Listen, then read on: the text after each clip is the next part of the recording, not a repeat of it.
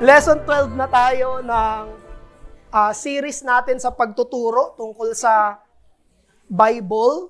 At last Lord's Day, ang pinag-aralan natin ay yung pagtuturo ni Paul regarding kay Marcion. At isa sa mga natutunan natin regarding kay Marcion ay gumawa siya ng sarili niyang listahan ng canon. Gumawa siya ng sarili niyang listahan ng scriptures. Walang Old Testament, yung New Testament naman ay chapsuy o chinap-chap niya. No? Gusto niya lang kay Apostle Paul, tapos maging sulat ni Apostle Paul, chinap-chap niya rin. Pero hindi ba meron din tayong ganong pwedeng maging tendency na ano ba yung mga books ng Bible sa tatanggapin natin? Bakit ang meron tayo ay yung 39 ng Old Testament at 27 ng New Testament? At least sa Old Testament, natunghayan na natin sa previous studies. Ngayon naman, ang pinakatutunghayan natin ay yung bagong tipan. Bakit yung 27 books ang ating 27 books? So isa-isahin natin yung books natin ng New Testament. Hindi ba tayo katulad ni Marcion na pinili lang natin kung ano yung gusto natin? Na pinili lang natin yung fit sa theology natin o fit sa gusto natin? Paano natin malalaman na hindi yun yung case? Paano natin malalaman na hindi tayo katulad niya na namimili lang ng gusto natin? So, tignan natin muna yung listahan natin. Ano yung gospel narratives? Matthew, Mark, Luke, saka John. May namali ako dito. Saka si Book of Acts ay yung apostolic narrative. Sa Pauline epistles, pinakamarami yung sulat ni Apostle Paul. Nahati pa yan sa mga sulat ni Paul at mga pastoral letters ni Apostle Paul. So, sulat ni Paul ay Romans, 1 Corinthians, 2 Corinthians, Galatians, Ephesians, Philippians, Colossians, 1 and 2 Thessalonians, at Philemon. Tapos, sa mga pastoral letters ni Paul, 1 and 2 Timothy, saka Titus. Tapos, yung general epistles, ibig sabihin, magkakahalo na kung sino yung nagsulat. So, sa Hebrews, debated kung sino nagsulat. James, 1 and 2 Peter, 1 hanggang 3 John, saka Jude. Mga general epistles ng New Testament. Tapos, sa dulo, yung apocalyptic ay ang Revelation. Pero ang question, eto ba talaga yung gusto ng Diyos? Eto ba talaga yung dapat na New Testament books na meron tayo? At ang tanong, paano mo nalaman? Dahil ba nung naging Christian ka, yan ay nasa Bible? Tapos, yun na, hindi mo na tinanong. Hindi mo na sinuri. At hindi ka na nagsaliksik. Ang tanong, ba't mo tinanggap? Bakit mo tinanggap bilang authority ito? At sa tutunghayan nating pag-aaral, merong 3 na dahilan kung bakit etong 27 ang ating bagong tipang mga libro. May 3 tayong reason. Una ay yung apostolicity. Dapat ito'y sulat ng apostol o ng mga apostolikong tao. Pangalawa, orthodoxy. Ibig sabihin, ito yung sa susunod na pag-aaral, lecture number 13, consistent dapat ito sa apostolic teaching. Pangatlo, dapat ito'y tinanggap at ginagamit ng mga mananampalatayang Kristiyano. So, Catholicity naman. Apostolicity, number 1. Number 2, orthodoxy. At number 3 ay Catholicity. So, dapat yung sa 3 criteria na yon, pasok itong lahat. Kapag wala dun sa 3 criteria na yon, hindi siya apostolic, hindi siya orthodox, hindi tama yung content, or pangatlo, hindi siya tinanggap at ginagamit ng mga churches. Hindi siya pwedeng tawagin na part ng books ng New Testament, no? So, ayan. So, bakit 22 yung nakalagay dyan? Sige. So, ngayon, ang unang tutunghayan natin ay yung pinag-uusapan natin, ang unang criteria, yung apostolicity. So, merong apostolicity, merong orthodoxy, at merong Catholicity. So, mamaya gagamitin kasi natin itong ginawa kong Venn diagram na kapag ang isang libro ay apostolic, ibig sabihin, apostol yung sumulat, tapos orthodox siya, pero hindi siya nagamit ng church, hindi siya natanggap ng church. Siya ay isang lost book. No, ang example niyan, yung isa pang book ng Corinthians, yung letter sa Laodicea, di ba? Sabi sa Colossians, may Laodicean letter, pero hindi siya natanggap ng church. Wala tayo ngayon noon. Ibig sabihin yun ay mga lost books. Kapag ang isang libro naman ay orthodox, okay, tapos meron siya sa pagmamay-ari ng church, orthodox at Catholic, pero hindi apostle ang sumulat. Siya ay useful. Kagamit-gamit. No? Pero kapag apostolic naman, tapos tinanggap siya ng church, pero hindi siya orthodox, there is no such thing. Kasi ang basehan natin ng orthodoxy ay yung apostolicity. No? Paano masabing tama yung turo? Apostol ang sumulat. Wala tayong basehan ng tama't mali, labas sa mga apostol at propeta na sumulat ng libro. So mamaya tutungayan natin yung mga yan. Pero ang unang tanong natin, ano bang espesyal sa mga apostol? Bakit yung unang criteria at I would say pinakamahalaga na criteria ay yung pagiging apostoliko nung sulat? Ano bang special sa apostle? No? Yan yung dapat nating matutunan. Na totoong special yung mga apostles. No? Dahil ang mga apostol ay sila yung mga opisyal na representative ni Christ. Kung papaano ang propeta ay sa lumang tipan, ang mga apostol ay sa bagong tipan. Ephesians chapter 2:20, di ba? Ano yung foundation ng church? Apostles and prophets. Yung mga turo nila, mga sulat nila. Isipin niyo yung pagiging unique ng mga apostles. Sa Matthew chapter 10, verse 40, ito yung sabi ni Jesus tungkol sa kanila. Sabi ni Jesus sa mga apostles, by the way, ang kausap dito ni Jesus ay yung 12. Sabi niya, whoever receives you, apostles, receives me. Wait lang. Stop muna tayo. Pwede mo bang sabihin yun tungkol sa'yo? Pwede mo bang i-claim yung verse na yan? Pag hindi niyo ako tinanggap, hindi niyo tinatanggap si Christ. Pwede mo bang i-claim yan? Hindi. Mga kapatid, special yan sa apostles. Kapag hindi sila tinanggap, ang ibig sabihin, hindi tinanggap si Christ. Walang pwedeng kahit sino mag-claim yan. Kahit sino na hindi apostol. Tapos sinabi ni Jesus, and whoever receives me, receives Him who sent me. Sino yung nagpadala kay Christ? Ama. So nagbibigay dito ng hierarchy si Jesus. Ako ay pinadala ng Ama at kayo ay pinadala ko. Pag hindi kayo tinanggap, parang hindi ako tinanggap at hindi tinanggap ang Ama. Isipin niyo yung bigat at responsibilidad at kataasan ng opisina ng pagiging apostol. Ganun katindi yun. And even kami ng pastor ngayon, we cannot claim that.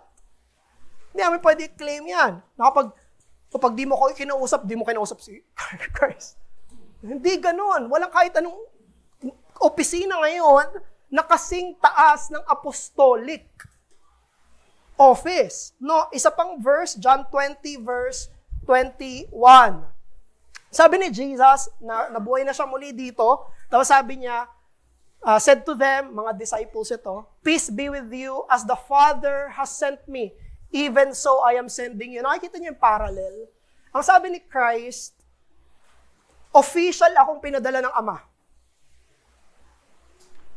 At kung paano niya ako pinadala, ganun ko kayo pinapadala.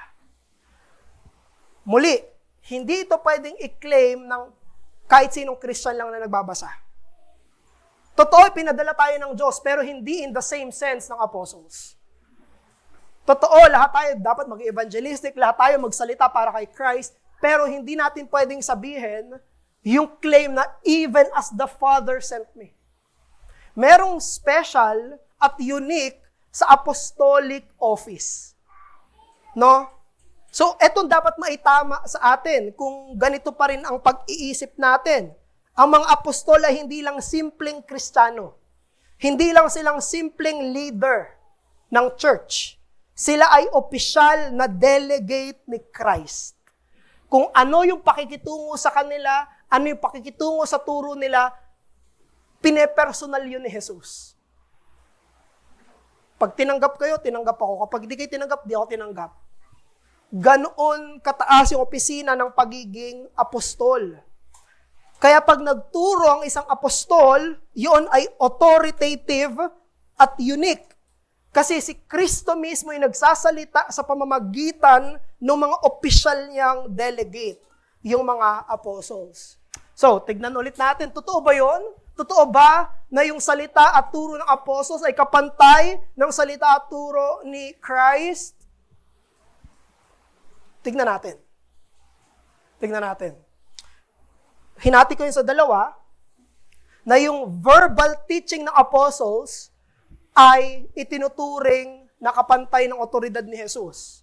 At yung written, sinulat ng mga turo ng apostles ay ganun din, kapantay ng otoridad na itinalaga ng Panginoong Jesus. Huwag niyong mami-misinterpret na sa sarili nila mataas sila. Hindi, ito ay tinalaga. Pinili sila ng Panginoong Hesukristo. So, verbal. Sinabi ng 1 Thessalonians 2:13. Sino nagsulat ng Thessalonians? Paul. At sabi ni Paul, and we, apostles and apostolic circles, we also thank God constantly for this. Ano yung pinagpapasalamat ni Paul? That when you, sino you? Thessalonians, you received the word of God, which you heard from us. You accepted it not as words of men. Nung nagturo na yung mga apostles, nakinig yung Thessalonians, habang nakikinig sila, tinuturing daw nila yung turo ng apostles bilang salita ng Diyos. Hindi bilang salita ng tao. Not as words of men, but as what it really is. Ang tindi ng claim ni Paul, sinabi niya, dahil ito talaga yung katotohanan. The Word of God. Yung salita ng apostol ay salita ng Diyos. Ang salita ng apostol ay salita ng Diyos. Sabi niya, as what it really is. Kaya siya thankful. Thankful, nagpapasalamat si Paul sa Diyos, Panginoon, salamat, kasi itong mga taong ito ay kinilala yung turo namin bilang salita mo. Yun ang thankfulness ni Paul. Sabi niya, Panginoon, salamat, tinanggap nila yung turo namin bilang hindi turo ng tao. O hindi turo at salita ng Diyos. So, una, okay, tapos na tayo. Sa verbal authority, kapag literal na nagtuturo sila, verbally, authoritative. Ganon din ba sa sulat nila? And I would say, yes. Muli, sinabi sa 2 Thessalonians 2:15. Same yung sinabi ni Apostle Paul. Sabi niya, so then brothers. Sino yung brothers? Thessalonians. So then, Thessalonian brothers, stand firm and hold to the tradition. Panghawakan nyo yung tradisyon. Huwag kayong matakot sa salitang tradisyon. Biblical yon. Pero i-define natin ano yung tradisyon na sabi ni Paul, panghawakan nyo. Ano yung tradition nyo? Ano yun? Traditions that you were taught by us. Tradisyon na turo namin ng mga apostol. At ano yung tradisyon na yon? Apostolic teachings, either by our spoken word, yan yung verbal authority, pero sinabi niya, or by our letter. Panghawakan nyo sa Thessalonians yung turo namin ng mga apostol sa mga sinabi namin verbally at sa mga sinulat namin sa aming mga letters. So merong authority or apostolic authority maging sa kanilang mga pagsusulat. Ibig sabihin, itong mga apostol na ito, katulad ni Pablo, meron silang awareness. Aware sila na yung mga sinusulat nila ay authoritative documents. Na kapag nagsulat sila ng Thessalonians, kailangan yung ituring bilang salita ng Diyos. Na kapag sumulat si Jude, kailangan ituring yun bilang salita ng Diyos. Na kapag sumulat si Peter ng 1 Peter, kailangan yung mga mambabasa ituring yun bilang salita ng Diyos. Bakit? Dahil apostol sila. Because they are apostles. Meron silang awareness. Pero gusto kong bigyang linaw na hindi ibig sabihin noon na yung pagiging apostles nila ay aware sila na, sa New Testament, ano yan? Magkakaroon ng 27 books. Hindi nila alam yon. Hindi nila alam kung alin yung matitira, kung ilan yung magiging books of the canon. Hindi yun ang point. Ang point, nung sumulat sila, authoritative yun sa mga magbabasa. Meron siyang pangsalita ng Diyos na otoridad. No? Pero magkakaroon tayo ng pagkakamali kung iisipin natin na nagsusulat yung apostles without any sense of authority sa kanilang message. Hindi magugulat yung apostol kung sakali na pagdating nila ngayon, example lang to, pagdating nila ngayon, pagtingin nila sa Bibles natin, bakit yung ginawang canonical yung buko? Hindi sila magugulat. Bakit? Authoritative yung writing nila bilang isang apostle. Alam nila na yung kanilang writing ay dapat may otoridad sa mga churches. No? So, ang point natin dito, yung apostolic authority, hindi siya katulad ng ibang authority na local. Ang authority ng mga apostles ay universal. Sa John 20:21, binasa na natin, di ba? Kung paano pinadala siya ng Ama, ganon din pinadala ni Christ yung mga apostles. Same way, same manner. Nung sinasabi dito ng Panginoong Jesus, ang Diyos Ama, pinadala ang anak, si Christ. Yung anak, ipinadala sa mga apostles para magsalita sa mga tao. So, paano mo malalaman nakikinig ka sa Ama? Nakikinig ka kay Christ. Paano mo malalaman na nakikinig ka kay Christ? Nakikinig ka sa apostles niya. Saan mo makikita yung turo ng apostles? Bible. Doon sa nakasulat. Wala kang ibang paraan para pumunta dito kung hindi doon sa kanyang revelation. Hindi pwede sabihin, natututo ko sa Diyos, tapos wala yung apostolic writings or apostolic teachings. Para malaman mo kung ano yung sinasabi ng Ama at ng Anak, pupunta ka sa apostles. Sa kanyang official represent. Kapag tinanggihan natin yung apostles, tinatanggihan natin si Christ. Tinatanggihan natin ang Ama.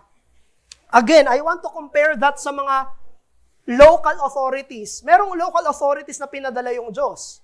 At hindi sila bilang tagapagsalita ng Diyos as revelation bearers. For example, mga magulang, may authority ka ba sa anak mo? Yes. May authority ka ba sa anak ng iba? Wala. Tapos na yung authority mo sa sarili mong anak. Mga pastor, kaming pastor, may authority ba kami dito sa ARBC? Yes. May authority ba kami sa CCRBC? Wala na. Local yung authority. Pero ang apostles, wag nating isipin na local yung authority nila. Na sila ay pang dun lang. Yung authority ng apostles, pang lahatan. Lahat ng church, lahat ng tao, lahat ng lalapit sa Diyos, dapat makinig sa apostles. Dahil sila yung representative ni Christ. No? So, yung mga apostles, meron silang dalawang paraan kung paano sila nagturo. Verbal saka written. Yun yung tinignan natin sa Thessalonians kanina. Sabi niya, panghawakan niyo yung turo namin at nasan yung turo nila, either spoken, nung face-to-face sila nagtuturuan, or written by their letter. So, nagsasalita si Christ through the apostles. Ito na yung Bible natin, yung written, sa mga katulad nating mga tao. No? So, initially, dati, ang ginagawa ng mga apostles ay nagtuturo verbally lang. Pag binasa niyo yung Acts, nagsusulat ba sila sa Acts? Hindi. Nagtuturo sila by mouth. Later on, nung nabuo na yung mga churches, saka sila nagsulat. Sa pinag-aralan natin, ano yung unang New Testament book na nasulat? Sino nakaalala? Ano yung first New Testament book na nasulat? James, yes. Book of James. Earliest. Tapos, years later pa yon, pagkatapos matayo ng mga church, umakyat si Christ sa langit. No? So, merong transition na nangyayari mula sa pagtuturo sa bibig, papunta sa pagsusulat ng mga letters. No? At yung transition na yun ay hindi bigla ang nangyari. Ito ay sa loob ng mga taon, sa period of time, doon nangyari yon. Pero later on, inevitably, mawawala itong verbal, ang matitira ay written. Bakit mawawala yung verbal teaching ng apostles? Mamatay sila eh. Hindi naman immortal yung apostles eh. May lives, katulad natin sila, ng mga tao. Pag namatay na sila, hindi na sila mangungusap. Ang matitira yung kanilang mga sulat. No? And may iba pang mga tinuro si Michael Kruger na reason kung bakit nagsulat, pero let's leave it. Pero ito yung sinabi niya, ayan yung mga death ng apostles, no? Iba-iba yung paraan kung paano sila namatay, iba-iba yung taon kung paano na-persecute yung mga apostles. Isa lang ang apostle na hindi namatay by persecution, si John. Pero si John, namatay siya by natural death, sabi tumanda siya at namatay siya, dahil lang hindi siya namatay nung pinersecute siya. Nung binuhusan siya ng kumukulong langis. Hindi pa siya namatay. Pinatapon siya sa Patmos. Doon niya sinulat yung Revelation. No? Pero lahat ng mga apostles, namatay sila by persecution. Ngayon, paano natin makukuha yung kanilang teaching? Sa pamamagitan ng nakasulat. Kasi mamamatay din sila eh. So, ito yung sinabi ni Michael Kruger. How could this foundational apostolic tradition, sabi sa Thessalonians, tradition, di ba? Tradition have been preserved in a way that makes it always accessible to the future generations of the church. The answer is rather simple. It was written down. Paano mo pa-preserve yung apostolic teaching? Sinulat. At yun yung meron tayo ngayon sa ating New Testament, mga sulat ng mga apostol. At ang ganda ng keynote ni Michael Kruger sa Isaiah 30 verse 8. Sabi dito sa Isaiah 30 verse 8, "And now go, write it before them on a tablet and inscribe it in a book, that it may be for the time to come as a witness forever." Na yung Diyos nagpapasulat. Magsulat kayo, isulat niyo yung sinasabi ko sa tableta o sa libro. Para saan? Para sa hinaharap, alam pa rin ito ng mga tao. And sabi ni Michael Kruger, yan din ang nasa isip ng mga apostol. Mamamatay din kami, hindi kami immortal, kailangan naming isulat para sa hinaharap pa ng mga henerasyon ng mga mananampalataya at sasampalataya. Now, may question tayo. Kasi sabi natin, di ba, kailangan apostolic yung mga, di ba 27? Okay, mali yan ha. So, 22 ako ng 22. Nasa isip ko pa rin siguro yung Hebrew alphabet. Ano nga yung una? Joke lang, mamaya na yun. May nag-alif na eh. Sige. So ang sinasabi natin dito, dapat yung 27 books, na doble ko pala to, dapat wala to. Ito na pero dapat yung New Testament books written ng apostles. Pero may isang problema tayo. or at least seemingly problem. Bakit yung ibang mga writers ng New Testament, hindi naman sila apostol? Pero, tinanggap sila bilang canonical. Sino yung mga hindi naman directly apostles? Ayan yung mga naka-highlight. Hindi directly apostle si Mark. Siya apostle. Siya ay disciple ni Peter. Si John Mark. Sino pa? Si Luke. Hindi naman siya apostle, si Dr. Luke eh. Wala siya sa pinakasimula ng ministry ni Christ. Pero sino si Luke? Siya ay associate ni Paul. Pag binasa niyo sa Book of Acts, magkasama si Luke saka si Paul. No? Tapos pag may greeting si Paul, sinasabi niya, Luke greets you. Tapos sino pa? Syempre yung Luke saka Acts, si Luke sumulat niyan, pareho, di ba? Ano yan? Part 1 at part 2 ng sulat ni Luke. Tapos yung isa pa ay yung Hebrews. Yung Hebrews ay dahil pinagtatalunan kung sino yung sumulat. No? Ay, hindi si Deacon Gino. Okay. Grabe naman. Naka-record. Pero, ayun yung tanong natin.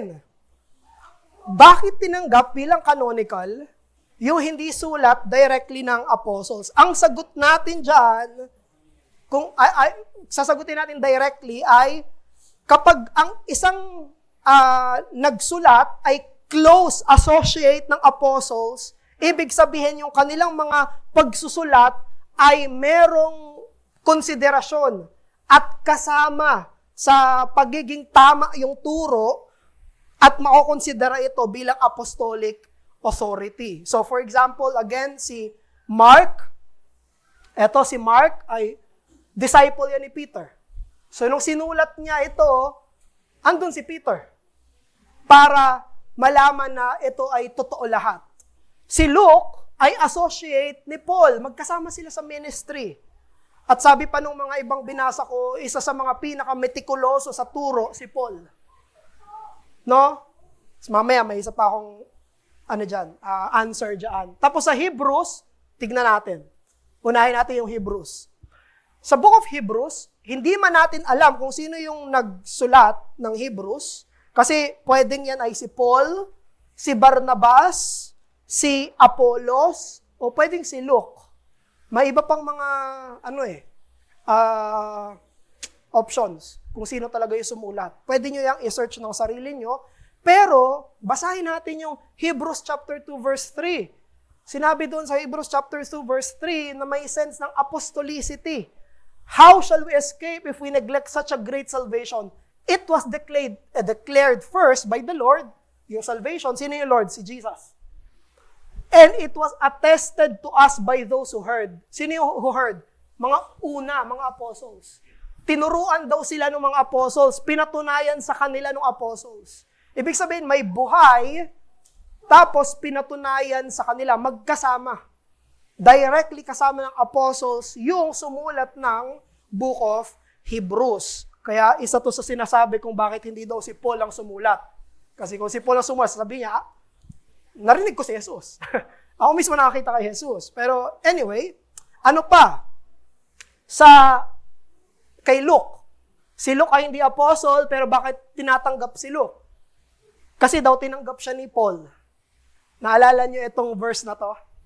Na si Paul mismo, tinanggap niya yung sulat ni Luke bilang canonical. Sa 1 Timothy chapter 5 verse 18, pinagsama ni Apostle Paul yung Old Testament, you shall not muzzle an ox when it treads the grain, and the laborer deserve his wages. Isang Old Testament, isang sulat ni Luke, ang sabi niya, scripture. Mga kapatid, itong the laborer deserve his wage, wala yan sa Old Testament. Kay Luke lang yan makikita. Sa Lucan Gospel. So, ibig sabihin, maging kay Apostle Paul, approved yung writing ng Gospel ni Luke. And historically, punta tayo sa history. Sorry.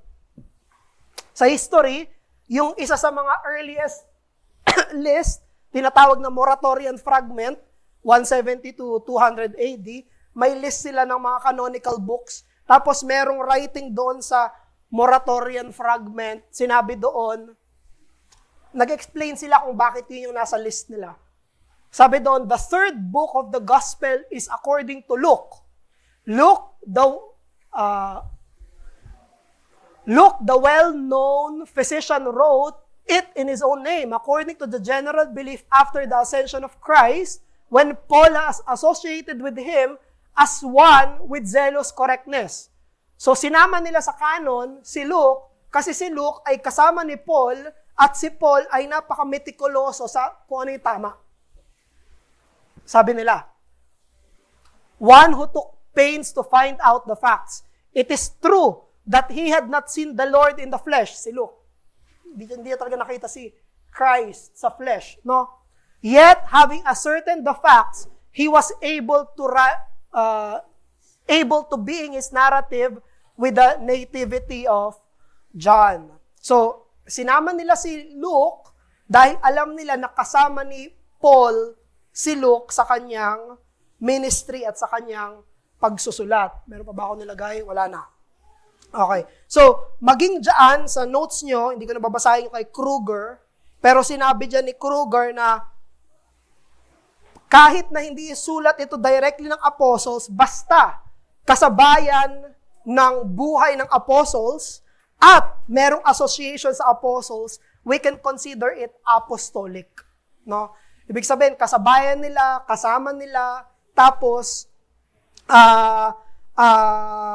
kasama nila sa ministry. And then next,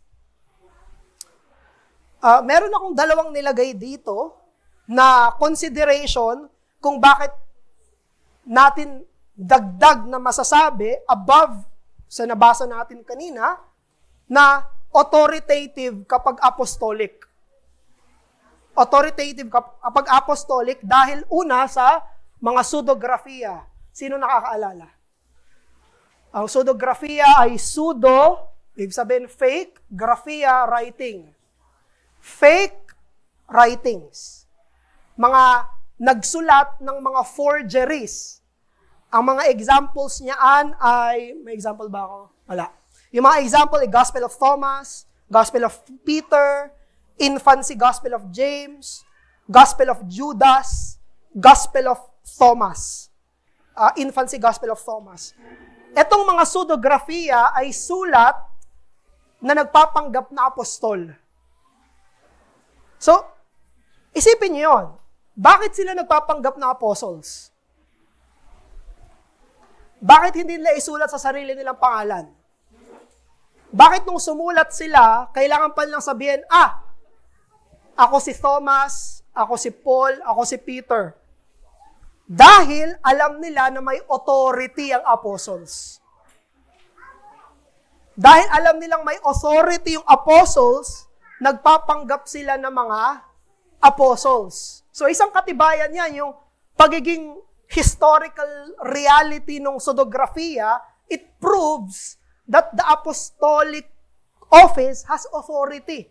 Kasi hindi ka magpapanggap na kung sino-sinong hindi kikilalanin. Kung magpapanggap ka doon sa papakinggan.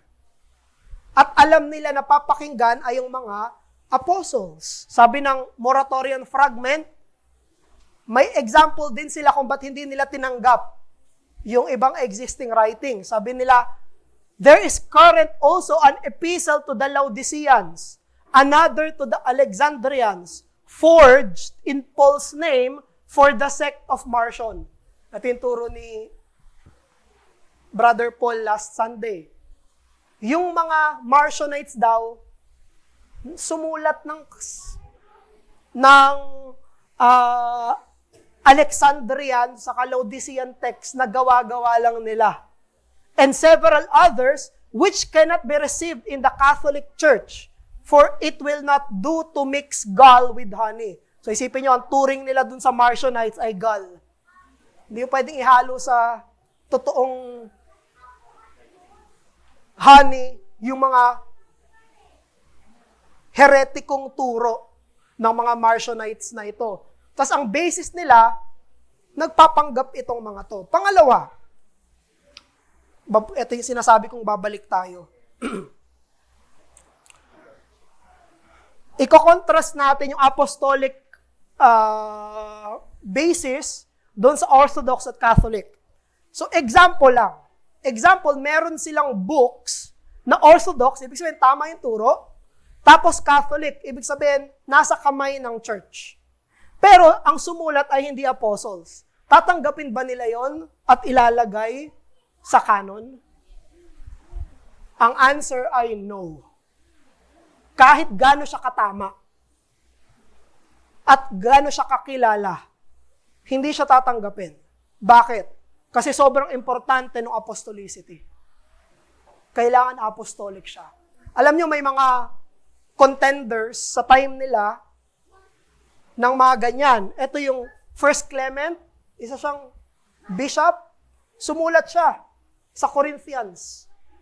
At sobrang orthodox, tamang-tama yung sulat niya. At meron siya sa mga churches. Pero bakit siya hindi tinuring na canon? Kasi hindi siya apostle eh.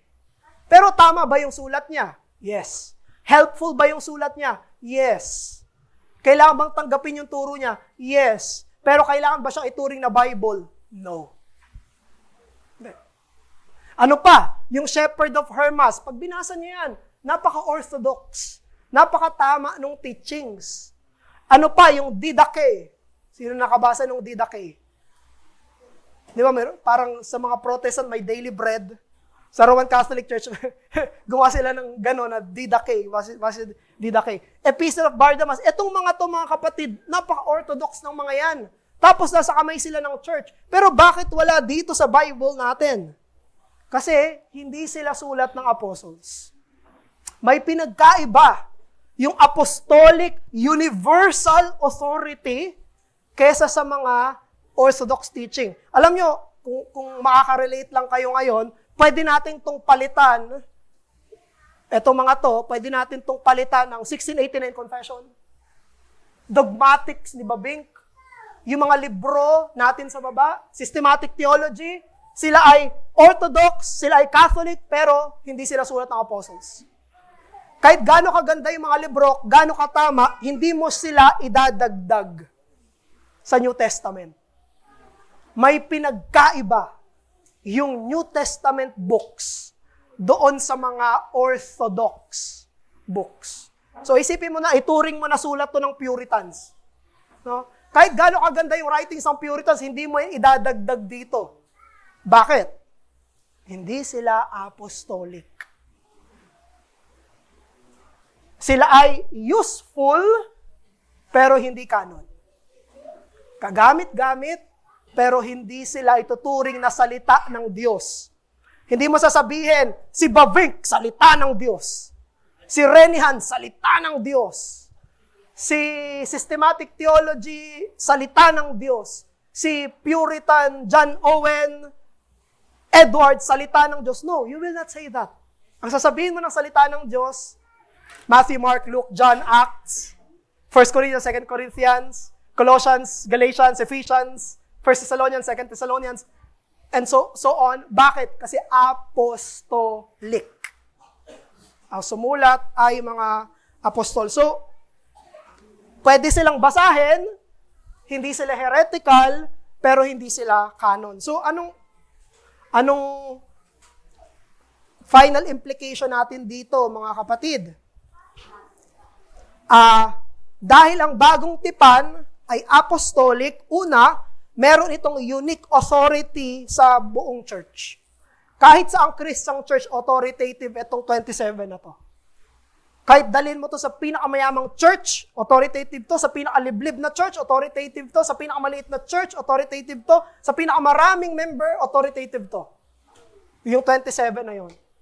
Ano pa? Ito ay final at hindi repeatable. Hindi siya pwedeng dagdagan at hindi siya pwedeng bawasan. At ito'y sapat sa lahat ng mga henerasyon. At ito yung warning natin, mga kapatid. Magko-continue to sa susunod nating Bible class, Orthodoxy, pero ito yung warning. Huwag mong tatanggapin ang kahit anong otoridad na pinepresenta bilang galing kay Jesus na nasa labas ng bagong tipan. Nasa labas ng prophetic Old Testament at apostolic New Testament. Kahit gaano siya ka ganda, gaano ka religious, gaano ka pietistic, gaano ka, parang ang ganda pakinggan nun ah. Ang holy pakinggan nun.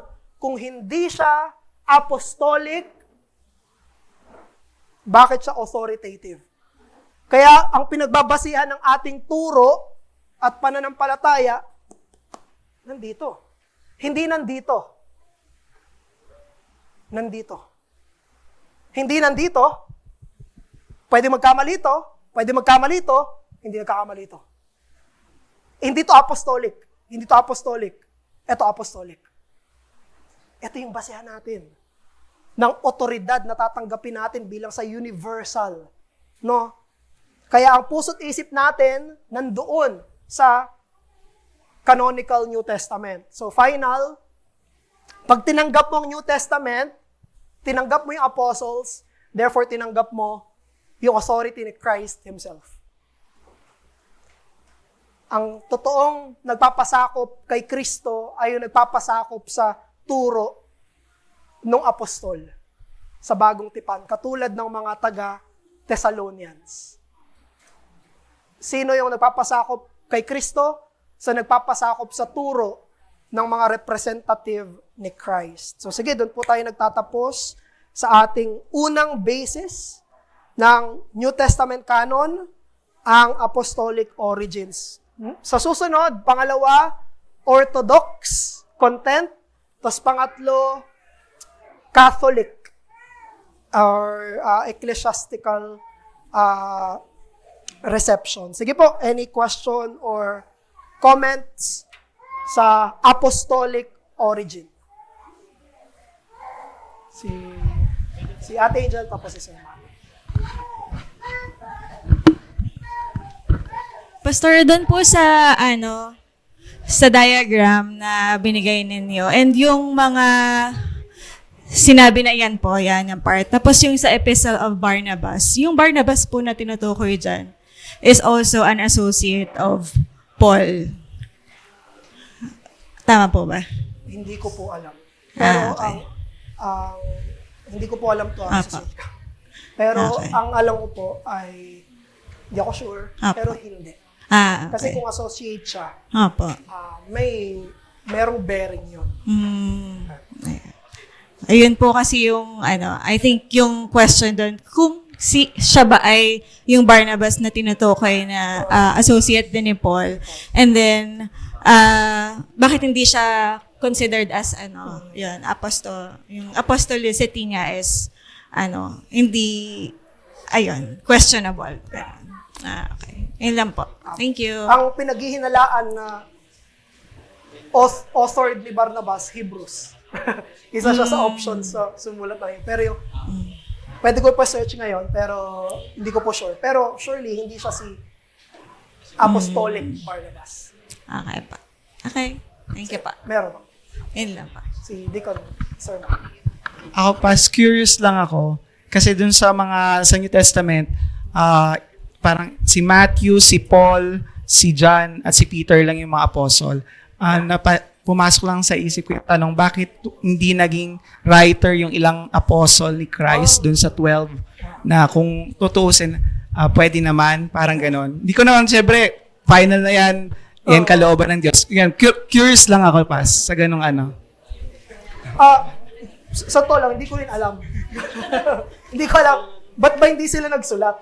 Kasi ang dami nung sa 12, di ba? Merong Judas Thaddeus, merong James older brother of John. Kasi yung James natin, hindi yan yung kapatid ni John. Yan yung kapatid ni Jesus, na James. So, meron pa. Sino pa? Si Philip, si Thomas. Di ba? Ang dami nung hindi sumulat. Hindi ko alam eh. Pero yung isa na possible answer ay meron sa kanila mga maagang namatay. I think si James sa earlier Acts namatay, isa siya sa unang namatay. So, yung iba doon namatay agad, hindi na nakasulat. Yung iba, I think, hindi sila nag-focus sila sa isang locality, kaya hindi na sila nakapagsulat.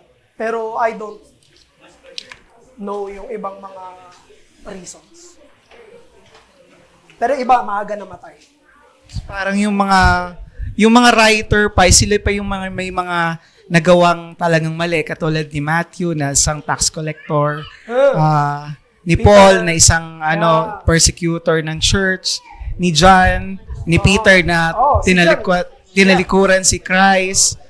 Ayun siguro, biyaya na lang ng Diyos na manggaling yung salita dun sa mga imperpektong tao na hindi sa kanila aasa yung mga mananampalataya, kundi dun sa sino yung pinapangaral ng mga writers. Siguro ayun lang yung pumasok sa akin pas na biyaya ng Diyos o isang purpose ng Diyos. Pero hindi sure. Yeah, maganda observation yung Deacon. Halos natong sumulat may mga dark past. Kahit si John, dark yun eh. Kasi Boanerges si John eh. Sobrang hard ni John Datets, naging John the Beloved later on. So, yeah. Okay na, Pas. Thank you, Pas. Si muna? Si Paul, si Deacon Marlon, at si Barsha. Thank you, Pastor, sa lecture. Ang question ko po is, before may nabasa ako na si Mark yung pinakaunang gospel na na-write, tapos ginaya yung structure ni Mark dun sa writings ni Matthew and ni Luke. So my question is, do you affirm it? Tapos ang question ko, kung nauna yung sinulat ni Mark, bakit ang nauna sa collection ng Gospels natin ay Matthew? Diba, Matthew, Mark, Luke, and John. Bakit kasunod lang si Mark? Tapos naisip ko, question ko din is, bakit mas parang consensus pa yon kahit imbis na yung kay Matthew yung may priority, is si Matthew yung direct na apostle? So, question, yun po. Okay. So, una yung hindi ko masasagot. Hindi ko masasagot kung bakit ganun yung chronology. I don't know. Kung bakit Matthew, Mark, Luke, John. I don't know. Pero, totoo bang nakabase si Matthew sa si Luke sa writing ni Mark? I don't know. Marami akong sagot, hindi ko alam. Pero, kung totoo yon, walang problema. Hindi naman kailangan na yung sumulat ng gospel narratives, hindi tayo makakilala, dapat sumulat tayo, ha? Hindi ganon. Hindi kailangan ganon. Pwedeng nabasa na nila yung Mark, tapos kinonfirm nila sa sarili nilang knowledge yung mga narrative ni Mark. Hindi siya malaking problema. Yung pinag-uusapan sa scholarly level na Mark, tapos kinopya ni Matthew sa Luke, and then they did their own twitch. Hindi siya problema. Wala siyang magiging problem later on. So, King question ko siya kasi meron akong napanood before na debate about the canon. Tapos ang ni-raise nila is, yung Mark daw is, meron siyang parts na wala dun sa Matthew and sa Luke. So, parang naging question ko before is, kung siya yung basis, bakit merong mga dagdag sa iba? So, ano yung insight mo doon? Ako, wala ring problema. Kasi tandaan natin, itong gospel narratives na to, hindi sila sinulat para maging exhaustive. Meron silang direct audience na gusto nilang sulatan, si Matthew sa mga Hudyo, si Mark, hindi ko alam, si Luke sa mga mas nasa laylayan ng lipunan, puro siya tungkol doon sa mga publican, sa mga lepers, tungkol siya doon. Si John, hiwalay siya, hindi siya synoptic. No? So meron silang mga totoong audience na gustong sulatan.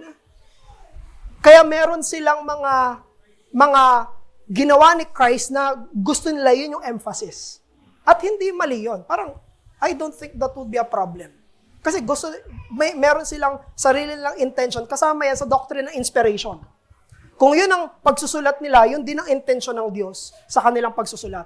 Para mapatunayan na sila'y tama ng mga gospel narratives, hindi kailangan na pare-pareho sila kada details. Hindi ganon. Kunyari, may nakita tayo dito, kunyari, nagkaroon ng aksidente dyan sa tapat ng school. Kunyari lang, may banggaan. May 3 nakakita. Pag kinausap mo yung 3 nakakita, tingin mo ba, verbatim, pare-pareho yung sasabihin nila? Hindi.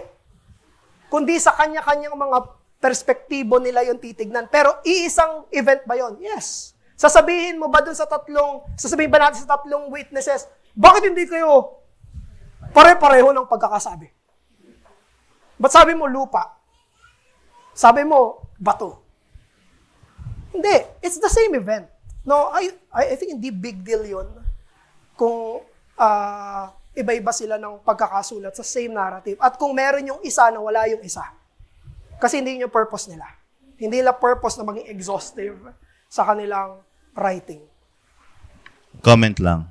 Naging question ko lang naman siya for the benefit of all. Pero ang naging reflection ko doon is, una, yung doctrine of inspiration. At pangalawa is, it proves even more yung historicity nung nangyari. Yeah. Kasi Iba-iba sila. yung perspective nung iba-ibang tao, Yeah. nagko-contemplate doon sa accounts na meron sila. So that's a big proof in terms sa academic testing ng reliability ng isang document na Yung differences nila, Yes. nakakatulong pa yon. na iba-ibang eyewitness, may isang story pero iba-iba yung perspectives. So ayun lang po. Parang iisipin mo, sino yung mas papaniwalaan mong witness? Yung tatlo na pare-pareho verbatim, yung sinulat? O yung tatlo na iba-iba yung pagkakasulat pero it points to the same truth? Di ba mas paghihinalaan mo yung verbatim? Ba't pare-pareho kayo? Yun talaga yung mas paghihinalaan. Kung halos lahat, isa. So, si Deacon Mark. Thank you, Don Paul. Ako pa sa related doon sa nasa chart. Nabanggit nyo, kasi habang binabanggit niyo yan, naalala ko yung sinabi ni John sa Revelation, yung 22:18, na sabi niya dito, yung kung sino man magdadagdag ay makakatanggap ng sumpa, magbabawas sa aklat ng buhay.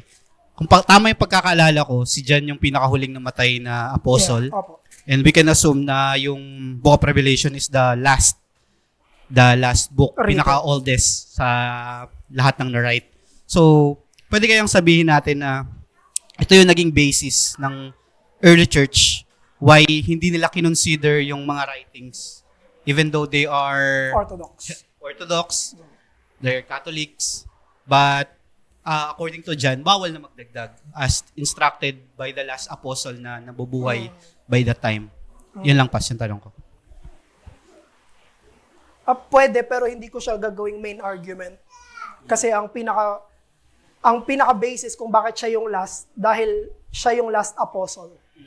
So, kung siya yung last apostle, ibig sabihin, sulat niya lang talaga yung pinakahuli. Kung wala nang ibang apostle besides them. So, pero, hindi ko masabi kasi kung direct relationship yun dun sa, Revelation, pwede. Pero hindi ko siya masabi ng diretsa na, yes, tumpak. Para kasing affirmation ng closing na siya ng canon. Yeah. Parang ganun ba yun? Pwede kasing ganun yung interpretation nun eh. Yeah. By implication, na dahil si John ang huling nabubuhay na apostle, at siya yung huling sumulat, therefore yung sulat niya yung last. Saka siya rin yung pinangakuan ng Panginoong Hesukristo na parang hindi pa mamamatay doon sa, yung kay Pedro, yung nakipag-usap siya kay Pedro na may sinabi doon na parang hindi siya mamamatay, parang ganun yung until, parang may ganung statement yung Panginoong Hesukristo eh, parang prophetic sa niya, no? Pero hindi ko na mabalikan. Anyways, additional question. Sa archaeology, paano kung may mga na-discover na letters or writings ng mga apostles in the near future, which dated back sa panahon nila, anong tingin nyo ang magiging tugon ng iglesia with regards to those writings? Kapag ang pinag-uusapan ay canon, hindi mawawala yung tanong na yan. At walang kahit sinong makakapagsabi ng isang foolproof na sagot para dyan. Kasi ito yung basis natin. So, for example lang, na-discover yung Laodicean letter. Or yung isang letter sa Corinthians. Totoong apostolic siya. Totoong apostolic, totoong orthodox, pero bakit hindi Catholic? Pag sinabing Catholic, nasa kamay ng church at nagagamit ng church in history. So, paano yun? Kasi ito ang pinakahuli sa tatlo. Kumbaga, kung meron mga pinaka-main basis kung ba't mo tatanggapin, ito yun una. Ito yun pangalawa. Pinakahuli to. So, dun magkakaroon ng pagtatalo. Ayoko namang sabihin na hindi na papahintulutan ng Panginoon yan. Hindi na tayo guguluhin. Pero kung sakali, dalawa yon. Either tatanggapin natin iyon bilang apostolic at kasama siya. Or, iisipin natin, hindi siya binigay ng Panginoon in history, kung dito ka magbe-bear, hindi siya binigay ng Panginoon sa history, therefore, hindi natin siya idadagdag. Or kung mas dito, dahil apostolic siya, kailangan siya idagdag. Yun lang yung dalawang answer eh. At hindi ako makasagot. Okay lang, Pas. Kahit si Michael Kruger, tinanong niyan bro eh. Di ako. Wala siyang sagot eh. Sige bro. Hello. Nung nakaten ako dati ng Bible study sa Cubao with Pastor Noel about sa canon ng canon ng Bible.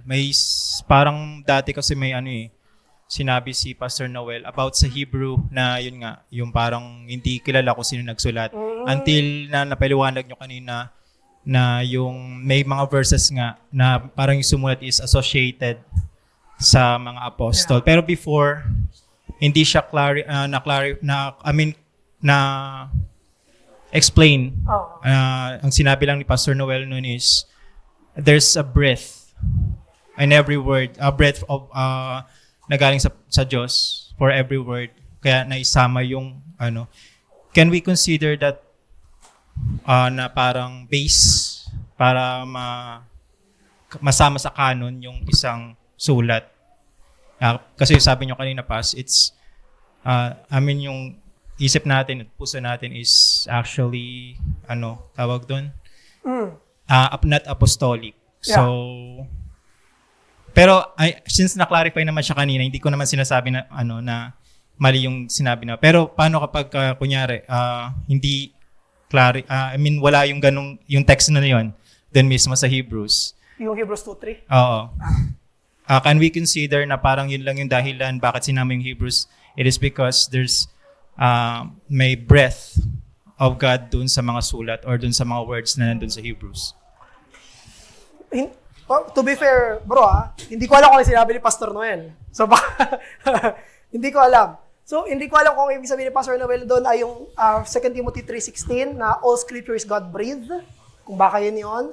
Pero, kung hindi apostolic, kung wala ito, at kung walang ibang verses sa Hebrews na nagpapatunay na linked siya sa apostles, at hindi siya kapanahon ng apostles, kasi ito, yung dating niya kapanahon eh. So, isang basis yon, no? Pero kung hindi siya kapanahon, tapos wala siyang ganitong verse, hindi siya apostolic. Pero dahil meron ito, at dahil kapanahon siya sinulat, meron tayong kasiguraduhan na apostolic siya. So, hindi siya nakabase dun sa, may binasa ako, tapos na-edify ako. Therefore, Bible na siya. Hindi.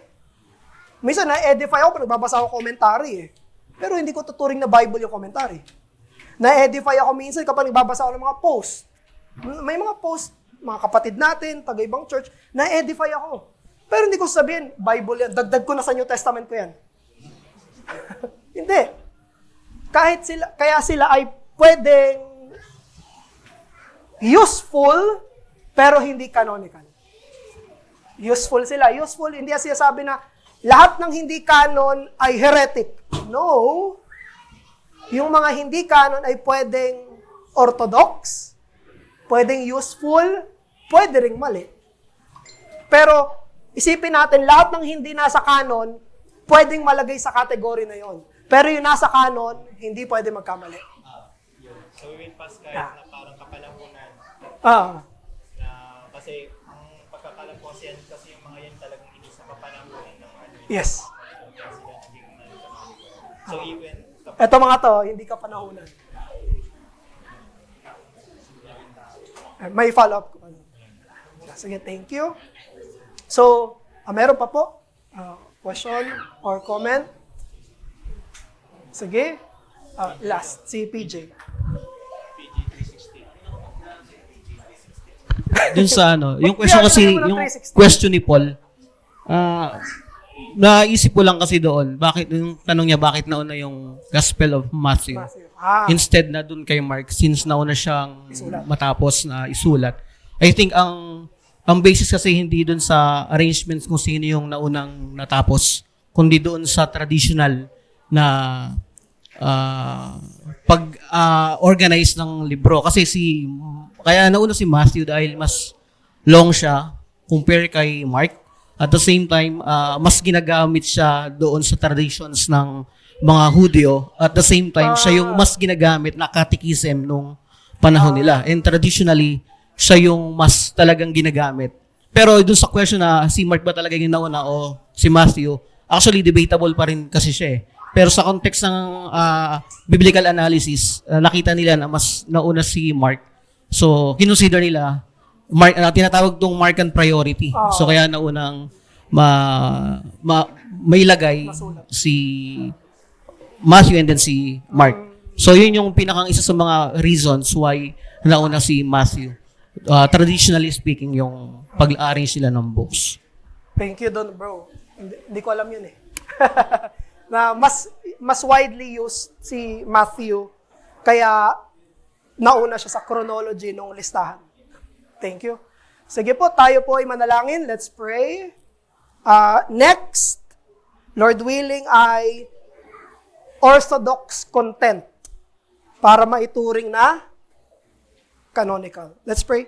Diyos naming Ama, maraming salamat po sa natapos naming pag-aaral, sa makabuluhang diskusyon. Turuan niyo po kami, O Diyos, na tignan ang iyong kasulatan bilang galing sa inyo dahil ito'y sinulat ng mga apostol na isinugo ng Panginoong Hesus. Tulungan niyo kami, O Diyos, na kilatisin ito para marinig namin ang tinig ng aming mabuting pastol sa pahina ng kasulatan. Turuan niyo kami sa pamamagitan nito magkaroon lalo ng kumpiyansa sa hawak-hawak naming Biblia. Hindi napapadala sa kung anong turo kung hindi nakatuon sa nakasulat sa bagong tipan. Papuri po sa iyo aming Diyos, sa pangalan ni Jesus. Amen.